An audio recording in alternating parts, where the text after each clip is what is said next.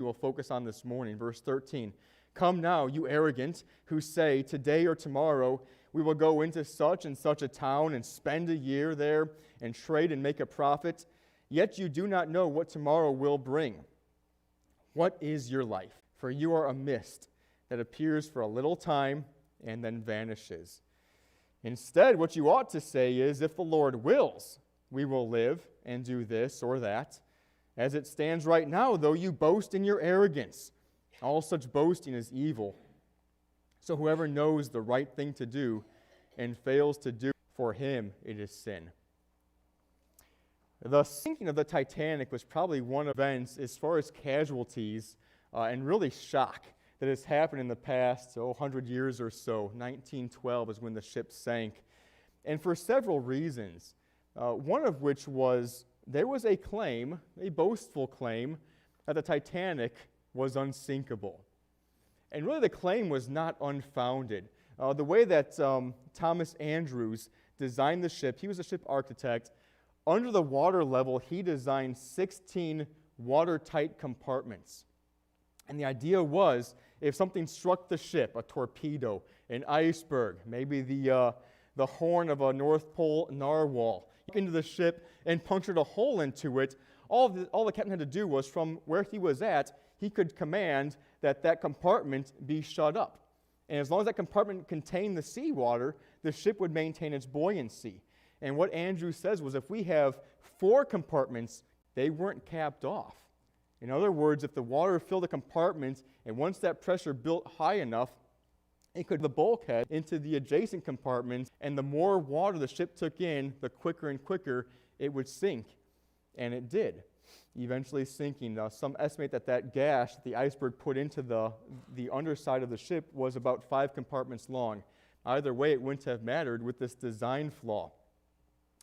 But another reason why the Titanic sinking was so famous, not just because it was unsinkable by perception, but also was the loss of life.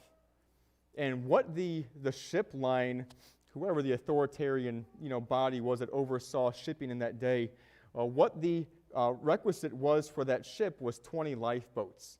And that was it. The Titanic had over 2,280 passengers and ship staff on it.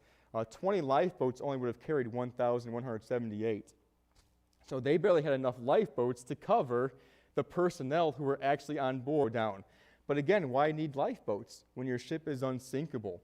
And you get to see the presumption that was thought about this ship. All right, it's unsinkable. We don't need lifeboats to cover everybody. We just see this presumption. And in several parts of the Bible, God warns all humanity of the destructive nature of arrogant presumption.